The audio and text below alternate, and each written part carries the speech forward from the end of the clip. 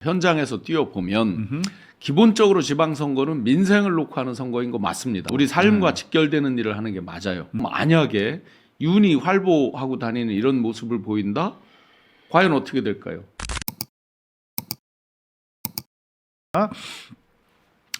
자, 특검을 좀 볼까요? 특검 관련해서 상당히 중요한 기사가 나왔어요. JTBC. 김주현 주요 국면마다 황교안과 통화 후 내란 선동 SNS. 이게 지금 김주현과 검찰 김앤장 그리고 김건희 이게 사실은 미답의 수사 미답 지역이란 말이야. 그쵸. 예? 근데 이거 상당히 중요한 기사 아닙니까?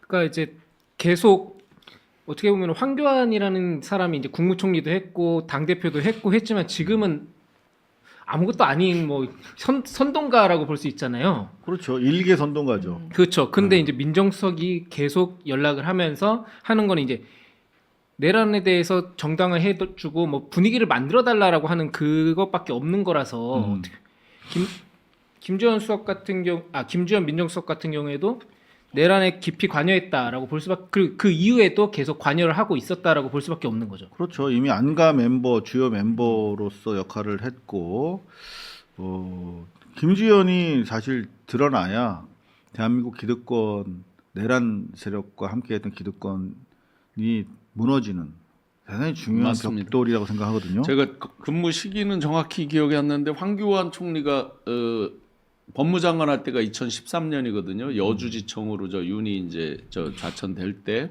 그때 아마 김주현 씨가 검찰국장인가를 했었을 거예요. 네, 맞습니다. 예, 뭐 시점이 정확히 이제 어떻게 되는지 약간 헷갈리는데 그 뒤로 총리가 됐고 뭐 하여튼 굉장히 중요한 역할들을 계속했고 2014년 5월에 이제 대통령실 들어갔잖아요. 그러면 박근혜 특검을 하고 구속이 되고 권한대행을 했잖아요. 황교안이 그때 이제 조현천 내란 문건을 잘 봐야 돼요. 비상계엄 그 문건을. 그래 이들이 그 당시에 이제 이 막는 걸 실패하고 이제 구속이 되고 이제 대행 체제로 가고 하면서 많이 나왔던 말이 너무 처음에 일찍 사과를 하고 인정을 해버린 바람에 속절없이 무너졌다 이 얘기를 많이 했단 말이에요. 그렇죠. 그 당시. 이번에 보세요 패턴이 지금까지도 인정을 안 하잖아요. 그러면서 41.15나 나오는 일종의 진영 간의 갈등 논리로 이걸 몰고 가잖아요. 그런 노하우의 상당수를 황교안 씨가 제공했을 수도 있는 거죠. 왜냐하면 그때 당시에 어떤 그런 뒤에 여러 가지 이제 그 무마해가는 과정에서의 권한 대행을 했었기 때문에 장점 단점을 어느 정도 알고 있는 거죠. 그렇죠. 바로 옆에서 무너지는 걸 봤기 때문에 자, 이 김주현 내란의 주연일 수도 있는 사람입니다. 그런데 아직까지 수사의 미답 지역에서 노출돼 있었는데 이제 황교안과의 통화가 이루어졌다는 거. 실제로 보면 12월 3일 비상계엄 선포 직후에 그 난리통에 밤 11시 1분 요때 정말 긴박한 상황 아니었습니까? 우리 이재명 당시 대표가 이동하면서 국민들한테 선무 방송을 하고 목숨을 건 이제 헌정 수호 투쟁이 한창 시작될 때인데 문자 메시지 보내고 6분 뒤에 다시 또 문자 왔다 갔다 하고 11시 25분에 3분 가까이 통화를 하고 이게 그냥 단순한 친교 활동은 아닌 거죠. 그렇죠.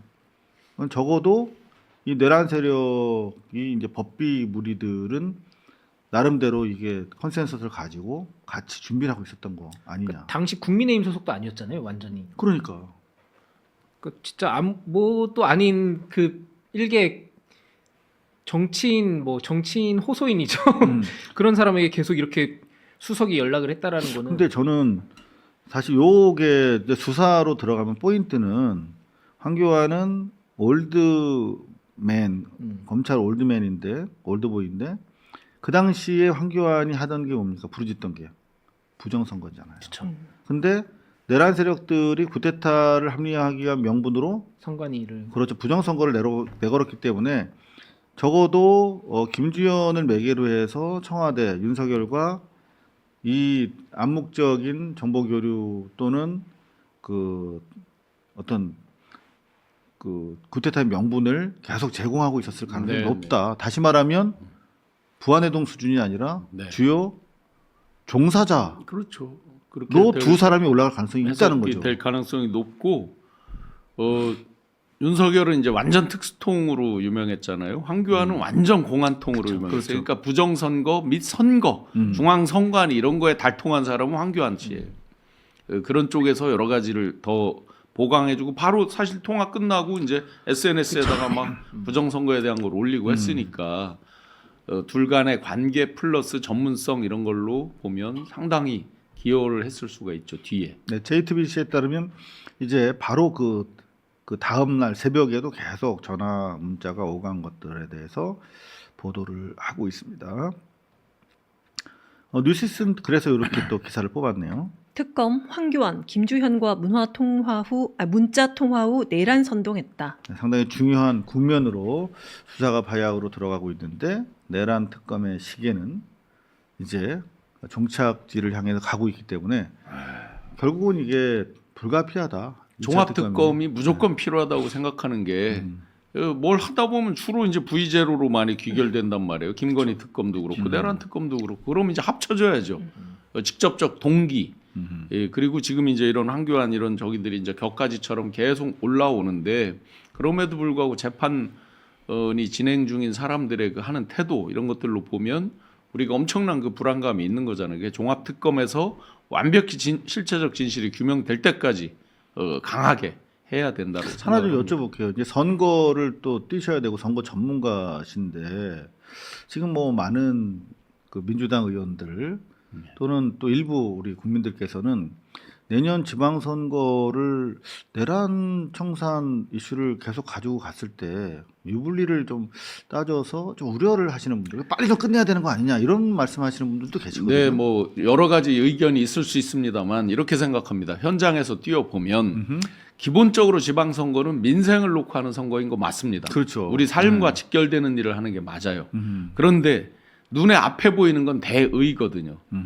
이런 대의에서 만약에 정부 여당 특검 효능감을 정확히 못 보이고 국민들에게 찜찜함을 갖고 만약에 윤이 활보하고 다니는 이런 모습을 보인다? 과연 어떻게 될까요? 그래서 기본적으로 민생에 대한 건 어떻게 보면 이렇게 보시면 될 것 같아요. 그건 당연한 거예요. 당연한 건 우리가 당연하다고 얘기를 하지 않잖아요. 산소가 중요하다 이런 말 하지 않잖아요. 당연히 그게 전제가 돼 있는 건데 국가적 국민적 가장 큰 정말 초유의 그 내란이라고 하는 이 부분을 척결을 못하고 우리가 표를 달라고 그런다? 그러면 아까 말씀드린 대로 국가의 존재의 근거 이거에 대한 근본적 퀘스천이 생길 수 있단 말이죠. 그러니까 기본적으로 그러면 당장 지금 선거를 뛰셔야 되는데 유리 분리라는 측면에서 또 한번 얘기를 해주세요. 자, 우리가 흔히 이렇게 얘기를 합니다. 제가 제 고향 충북 같은 경우는 하프앤 하프 게임이라고 늘 강조를 해요. 사람들이 다 실제 현실도 그래 왔고요. 중도가 워낙 많아요. 그러면 대부분 선거 전문가들은 중도를 잡아야 된다 이렇게 얘기를 한단 말이에요. 중도는 중도라는 실체는 없는 거죠.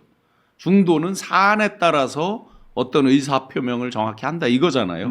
그러면 지금 시대적 과제, 시대 정신에 대해서 정확하게 해결을 못하고 그에 대해서 충성스럽게 복무를 하지 못하면서 떠 있는 표를 달라고 그런다. 이때 과연 중도라는 게 오는 것이냐?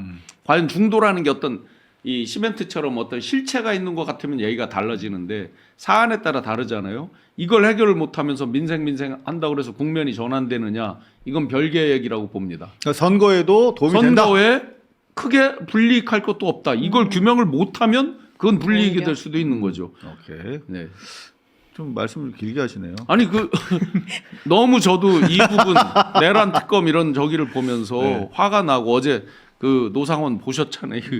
귀찮아 하면서 싹 마이크를 휘가면서 귀찮아 하는데 정말 분노가 치밀어요. 그런데 이런 것들을 규명을 안 하고 미래로 맞습니다. 나아간다?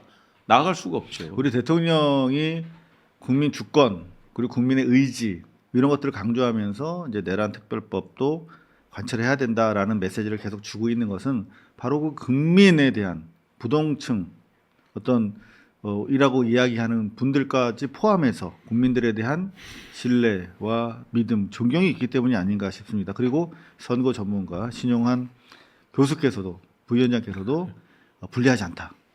유리하다. 이렇게 얘기를 하고 있네요. 마지막 기사 하나만 좀 확인해 볼게요. 프레시안. 특검의 무리한 기소, 임종득 의원 겨냥 수사에 지역 민심 반발.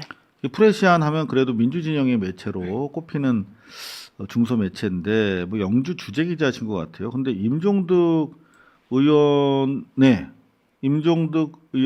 위한 임종득 의원의 기사를 쓰고 있더라고. 임종득 의원이 기소됐더니 내가 무리한 기소다라며 심지어 뭐라고요? 영주 영양 봉화 지역 주민 또한 반발 분위기가 확산하고 있다. 혼자서 여론조사를 막 했어. 그래서 한 주민은 다른 주민 역시 지역 일꾼을 흔들어서는 안 된다. 언제부터 임종득이가 지역 일꾼이었습니까? 응? 이런 기사가 프레시안에서도 나온다는 건 무슨 말씀이냐면 지금 언론 환경이 썩 좋지 않다. 하물며 프레시안도 이런 정도니. 그래서 더더구나 저희가 좀 열심히 해야겠다고 생각하는데 이런 기사 보면 어떤 마음이 드세요? 그러니까 뭐 지역이면 이제 그 특성이 있다라고 얘기를 할 수 있지만 뭐 그렇지. 근데 아까 얘기했지만 이제 여론조사가 계속 나오고 있잖아요. 그러면서 이제 뭐 물론 이 지역은 물론 보수세가 강하기 때문에 뭐 정말로 한 주민 물어봤더니 이런 대답을 했을 수도 있지만 여론에 대한 그걸 잘 못 따라가고 있는 게 아닌가 생각은 합니다. 그리고 프레시안도 이런 기사가 올라오면 어느 정도 체크를 해야 될 텐데 왜 안 했는지는 모르겠네요.